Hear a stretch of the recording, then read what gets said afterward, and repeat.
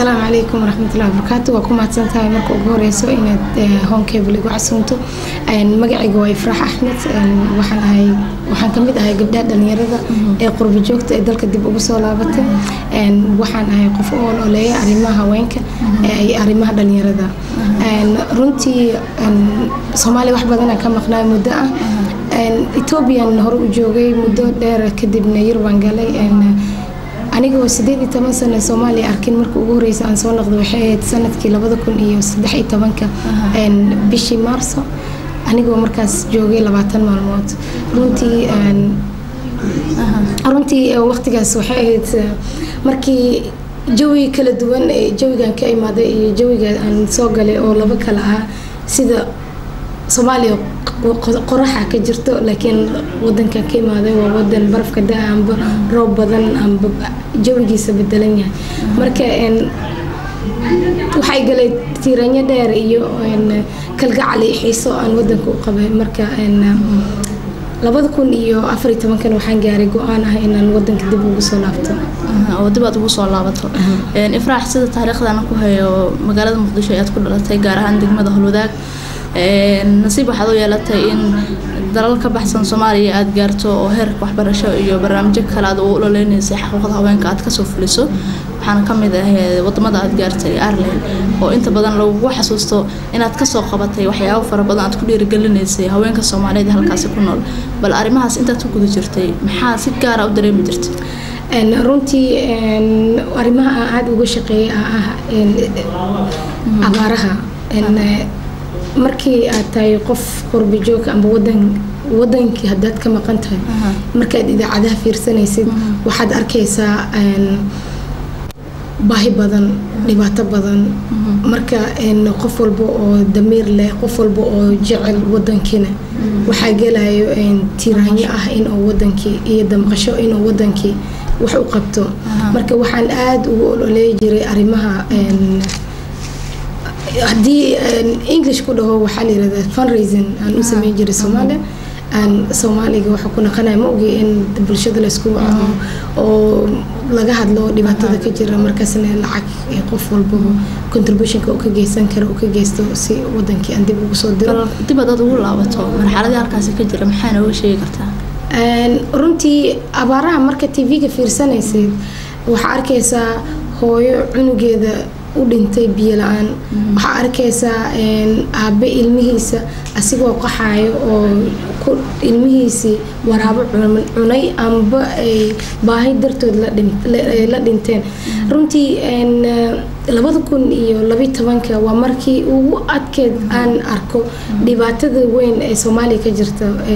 baahida iyo biyo la'aanta markaasna waxaan sameeyay olo aad weyn oo Ireland dhan ah si aan ugu aruuriyo lacagtaas anigoo ku taageeray hay'adda UNICEF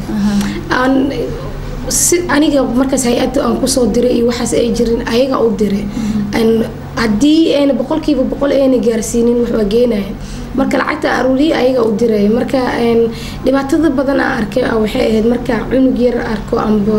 hooyo baahi aan kici karin taas aniga aad wadam qaday aan taasana waxay arinta ugu weyn aan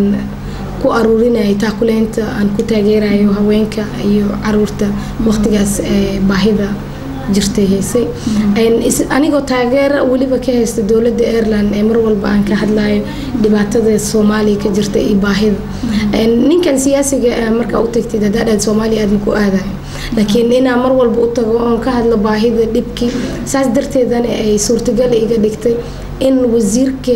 arrimaha dibadda Ireland oo codkayga maqlo oo markaas asigana go'aankiisa wato in uu dalka 8 saacadood oo ku soo dago magaalada Muqdisho taasna ay ahayd sharaf weyn in aan wadan aan deganahay oo qaxooti ka ahay amba aan sharci ku haysto in aan arko wasiirkiisa arrimaha dibadda oo wadankayga aan ku dhashay dhex taagan wax farxad weyn ayay ahayd taasna ay dhiirigelin iyo isisay in aan wadanka markaas ku noolaa oo ahaa wadan taageer siinaya wadanka taas oo kaliya ma ahayn dawladda Ireland waqtigii Soomaaliya ee midowga Yurub ay aqoonsatay in Soomaaliya ay nabad tahay dowladda Ireland markaas wadamada Yurub madax u ahayd 6 bilood oo wareegtaa jirto 6 bilood wareegtada dowladda Ireland markay haysay wasiirka arrimaha dibadda oo markaas asiga ka ahaa shirgudoonka markii la yiri Soomaaliya waxa loo qabanayaa shirka hadda oo New Deal-ka looga hadlay oo arrimaha horumarinta Soomaaliya oo shanta qodob go'aanka lagu gaaray markuu ii sheegay oo yiri Soomaaliya waxa loo ogolaaday Yurub waxay u aqoonsatay in uu yahay wadan nabad ah oo stable country taas aad ay farxad gelisay waana mataqaanaa habeenkii wasiirka marka uu tagay shaay la cabeeyay oo ii sheegay oo ugu yiri aniga shirgadoon ah aan arintaas maanta aan kugu hambaliyeenayo in wadankaadi oo wazone oo wadan dagaal ahayn oo maanta midowga Yurub ay aqoonsadeen wadankii Soomaaliya inuu wadan nabad usoo iftiimeysay taasna aad ay farxad gelisay isla markaasna wasiirka waxaan ka codsaday in oo ugu daro shirka markaas lagu casuumayay dowladda Soomaaliya in aan qayb ka galo runtii farxad weyn waxay geliyay wasiirka markuu ugu soo xiray jamhuuriyadda asigoo madaxtooyada la xiriirayo oo markaas engineer Cabdiraxmaan Yariso oo ahaa afayeenka madaxweynaha markii la ugu soo xirayna waxa farxad geliyay oo aad aan mataqaanaa ugu sii fikiray in aan dowladda soo dhex galo markii la ogolaaday in aan shirka ka qayb galo anigoo ka socdo oo matalay dowladda Ireland oo isla markaasna la kulmay dowladda Soomaaliya taasna ay suurtagal ii gelisay ay suurtagal iga dhigtay in aan madaxweynaha la kulmo oo isla markaasna arrimaha aan u ololeenayo oo haweenka ah sida arrimaha kufsiga oo aad aan maaragtay ugu soo horjeedo in haweenka la dhibaateeyo iyo gudniinka fircooniga waxa suurtagal in noqotay in madaxweynaha jamhuuriyadda aan interview ka qaado oo ku saabsan arrimaha kufsiga iyo gudniinka fircooniga taasna ay sabab u ahayd report oo ay soo saareen hay'adda Amnesty International ay kaga hadlayeen in Soomaaliya haweenkeeda ay kufsadeen ciidanka booliiska iyo kuwa loo keenay inay nabadda wadanka ka shaqeeyaan runtii su'aal aan isweydiiyay marka hore waxay ahayd horta dadkan waa noo sheegeen bal madaxdeedan maxay ayaga ka qabanaysaa maxayse ka yiraahdeen madaxweynaha 5 su'aal miya 6 su'aaladood weydiiyay 6 su'aaloodna si fiican ugu jawaabay wuxuu wadankeena waa dhibaatada waa jira wadan colaad inta soo maro aha waxaan jecelnahay hay'adaha caalamiga in ay noo yimaadaan in waxna warsadaan ay nala shaqeeyaan taasna ay tahay wax farxad ah oo ma aragtay cadeynayso in dawladda ay rabto inay wax ka qabato laakiin runtii dhaqan jiro oo Soomaaliya dhaqankaas oo ah in aan laga hadli karin arrimaha kufsiga arrimaha gudniinka fircooniga iyo arrimaha haweenka hadii la fiiriyo xagga bini'aadanimada waxaan rabaa in aan taas baabi'iyo oon iraahdo haweenka Soomaaliyeed cod ha yeeshaan taas waxay suurtagal u keenaysaa in haweenka ay yeeshaan cod in qof ajnabi oo soo dhaxgelin oonan haweenkii la yiraahdo dhibaatadaas haysato laakiin ay suurtagal ka dhigayso haweenka ayaga inay codkooda noqdaan ee u yiraahdaan dhibkaan aan haysto dawladda ay kula xisaabtamaan marka saas darteeda interviewga sidaas u dhacay haddana markii aan soo noqday dhibaatadii oo 2013 jirtay haddana soo noqotay 2014 isla markaasna waxaan sameeyay dabagal kale oon raadinayo maxay tahay ereygan mar walba soo noqonayo haweenka Soomaaliyeed waa la kufsadaa wadanka dagaal waa soo maray balse baahida oo san weyn oo haweenkii loo dhibaateenayo maxay tahay ribodan diyaariyay aan xog ku saabsan haweenkii arrimihii iyo wixii runta aniga riboodkayga ma ahayn mid oo kaliya dhibana ah waxaan interview ka qaaday amba aan wareystay hay'adda qaramada midoobay waxaan wareystay maxkamadaha afayeenka oo ra'iisul wasaaraha waxaan wareystay dad badan oo hay'adaha ka shaqeeyo arrimahan iyo dad dhibana ah si aan u ogaado wixii jira marka runtii haddii la fiiriyo maanta Soomaaliya dadka waxyaabaha aad ugu weyn ay ka hadlaan laba ah amba waa gudniinka fircooniga amba waa haweenka waa la kufsadaa marka waxaan rabaa haweenka in ay taas ay jabiyaan ay yiraahdaan wadaan oo furantay haweenka ayaga codkooda ay lahaadaan ay yiraahdaan tani haddii ay jirto waa in wax laga qabta waayahay Ifraax Macalin Axmed dadaalo fara badan ayaa sameysay waxaan rabaa inaan ku weydiiyo sidaad ii sheegtaba waxa sameysay report fara badan oo arrimaha bini'aadanimada ha ahaadaan xaqul insaanka iyo waliba arrimaha la xiriira haweenka ayaad u kurgaleysay gaar ahaan tacadiyada loo geysto haweenka Soomaaliyeed waxaan rabaa markaa maxaa hadda ka soo naasacadaaday oo ka soo baxay reportkaagii aad sameysay runtii sida aad i weydiisay xogta aan sameeyay oo ku saabsan arrimahan tacdiyada haweenka loo geysto reportka waxaan sameynayay 3 bilood 3 bilood aan sameynayay waxa sabab u ahayd arrin laga soo saaray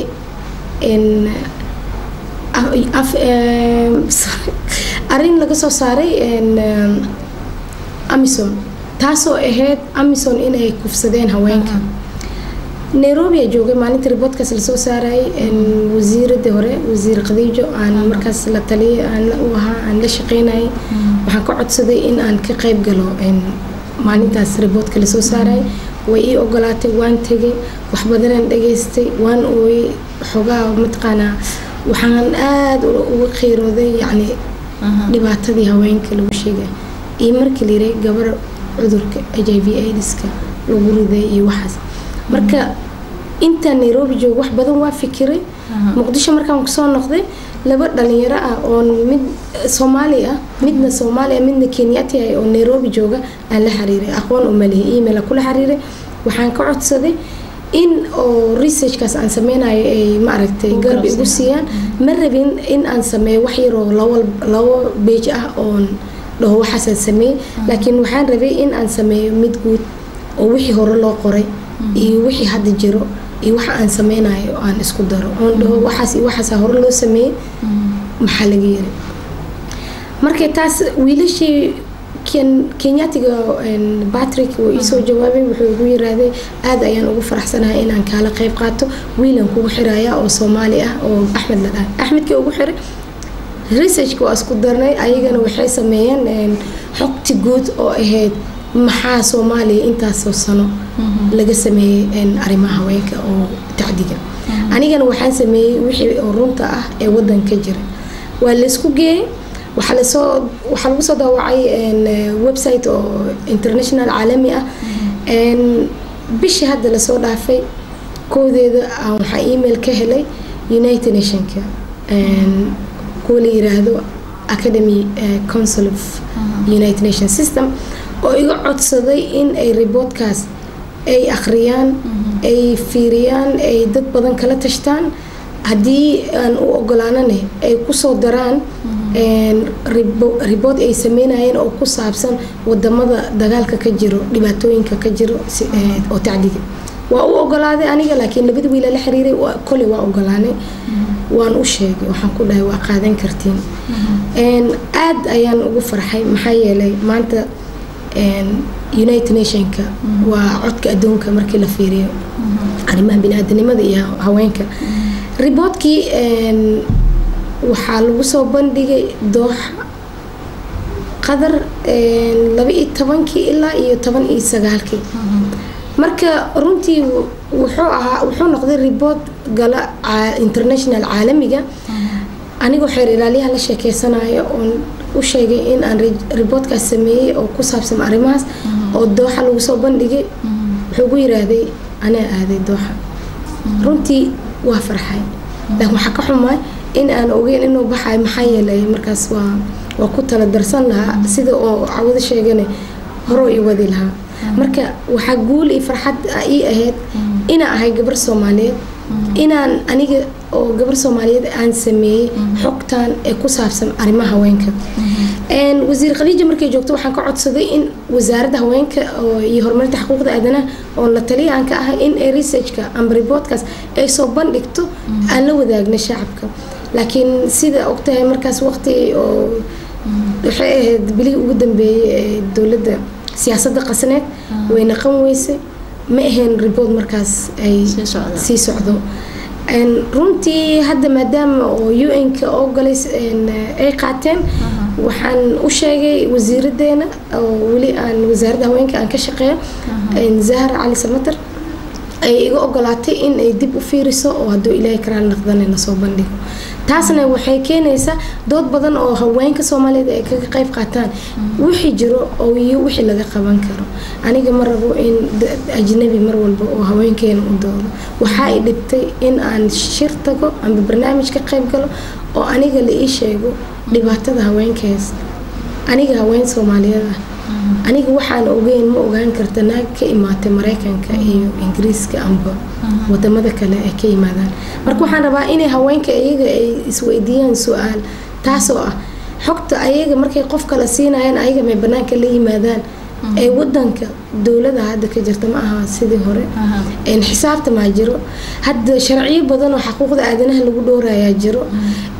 in ay ogaadaan inay xaq leeyihiin oo kula xisaabtami karaan sababtoo ah xaqan ay dawladda waxay la saxiixday wasaaradda haweenka oo sharciyada la gudbin laakiin ma aha wax wasaarad iyo dawladda kaliya waa wax international sharcigiisa laga aqriyay lagu daray oo berito la dawladda qaban kara marka inay qof walba ku fikirto in oo sharcigaas jiro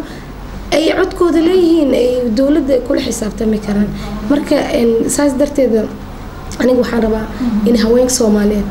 inay ayaga fiiriyaan sidee codku noqon karnaa marka taasna ma taqaana waxa farxad ii in reportkaas oo galo adduunka oo hay'adda United Nations ay qaateen haddana aan rajeynayo in aan wasaaradda ay dib u eegto oo dib loo fiiriyo kadibna sida lagu soo bandhigi lahaa qaran ahaan dawlad ahaan haween ahaan in aan fiirin hadduu ilaahay karaan إفراح معلن أحمد هذا يوم هالسنتهاي سيدا بعد وديارة تكون مخلصان ورئيسي يعني سينيسو waxay kaga hadashay arrimo fara badan oo la xiriira inay sameysay warbixino sida looga hortagi lahaa tacaadiyada ka dhanka ah haweenka Soomaaliyeed ee dhibaatooyinka fara badan ee soo gaadha Soomaaliya ay ugu badan meelaha ay haweenka Soomaaliyeed dhibaatooyinka fara badan ay kala kulmaan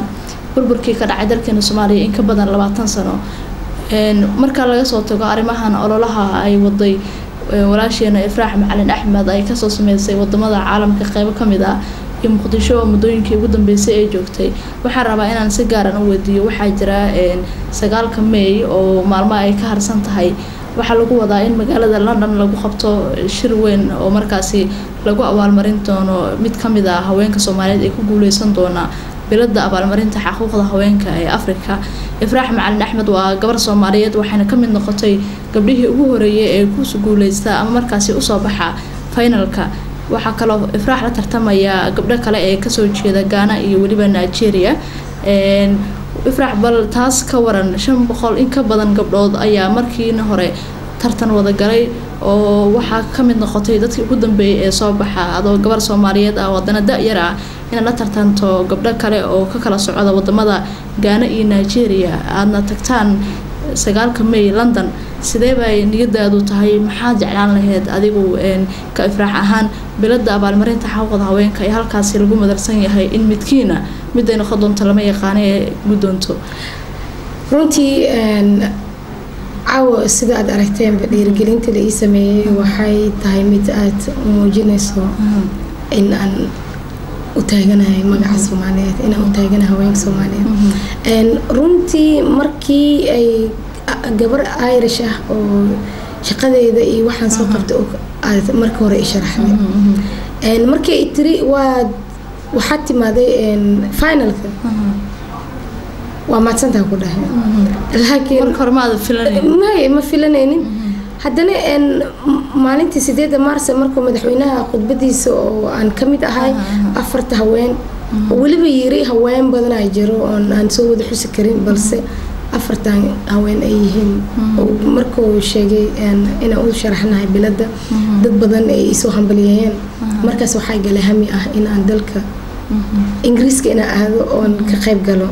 taasna ay muujisay in uu madaxweynaha igu dhiirigeliyo in ay waxaan yihiin wax weyn runtiina markaan barnaamijka oo Women for Africa ninka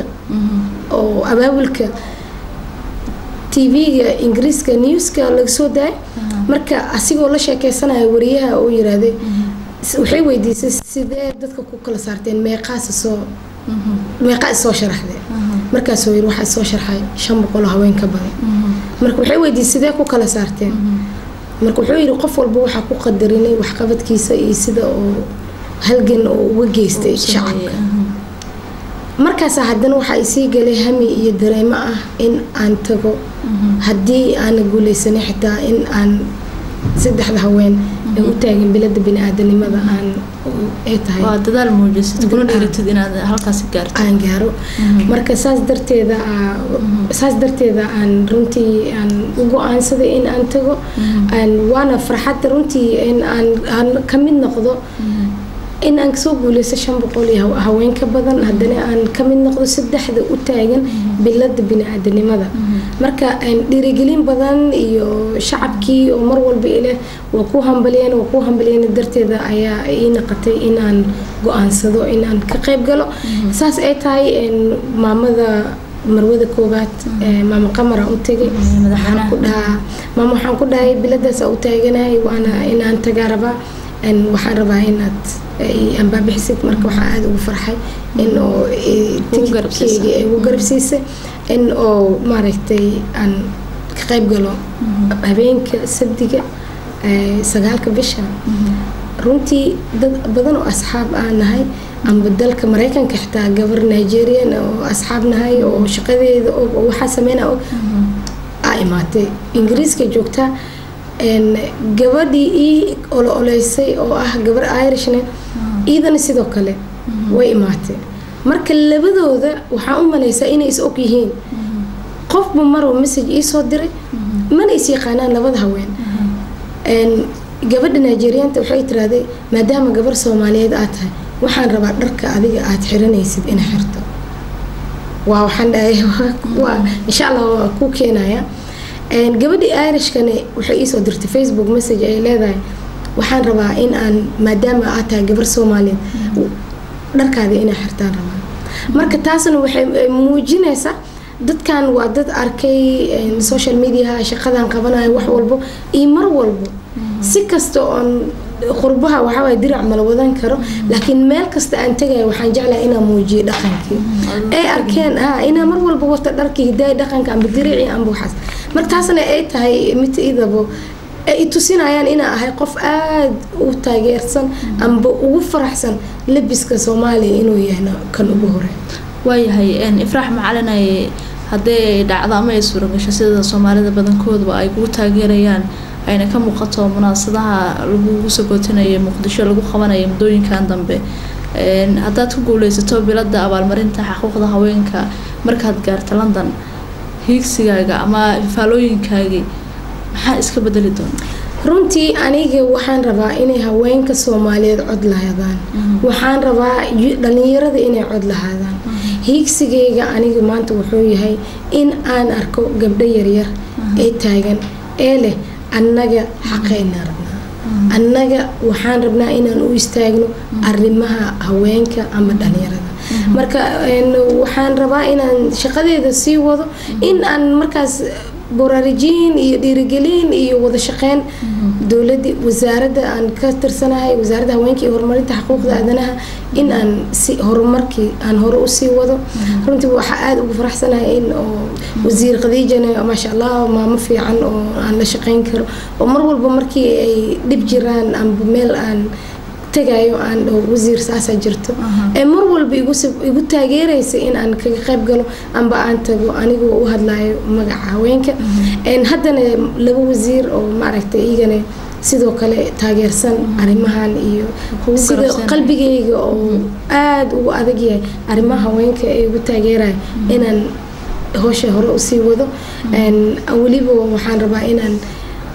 aan tababaro siiyo gabdhaha dhalinyarada dhiirigelin si ay ayagana aniga ifraaxa ahay laakiin waxaan rabaa gabdho badan oo taagan maanta waxa aniga qabtay wadanka u qabtay haweenka u qabtay ayagana inay saas ku fikiraan ay dhahaan ifraax way sameysay anagana waa sameyn karnaa sababtoo adduunka wadan walba dagaal iyo dhib soo maray laakiin hal qof bedele mar walba waxaan tusaale u qaataa Nelson Mandela wuxuu soo maray history aad u dheer soo maray taasoo asigoo xabsi soo galay inuu madaxweyne noqdo inuu wadankii oo mataqaana mideeyo dadkii wax badan oo soo sameeyay marka dad badan oo kale way jiraan oo asigoo kale ah oo shaqo badan soo qabtay oo wadankiisa horumar gaarsiiyay marka waxa rabaa in dadkii nagu horeeyay nolosha iyo adduunka magaca ku leh in aan sameeyno maadaama wadankii 25 sano burbur oo soo maray in aan ku fikirno in aan hore u dhaqaajino in aan ka baxno dhibaatada iyo qabyaalada iyo ani ma sameyn kari ina hore u socono daraad shiraan ka hadlay wiilal badan ay yimaadeen waxay dhahay ifraax waxa tahay geesiyad runtii waxa waaye qofka markuu wadan kala tago oo wuxuu dareemi karaa qiimaha wadankiisa oo leeyahay qurbaha markaad joogtid waxaad dareemaysaa wadanka iyo qiimuhu leeyahay maxaa yeelay adigoo amba bas saaran waxa lagu leeyahay wadankaada u naqamado waa tahay waxyaabo badan la kulmaysaa waxa arkaysaa amba ciyaar ha jirto waxa arkaysaa qofkii cadaanka oo calankiisa wato waxa dareemaysaa kankiisa oo wata keega maxaa u wada waay marka waxa ku qabanayo qiiro aad weyn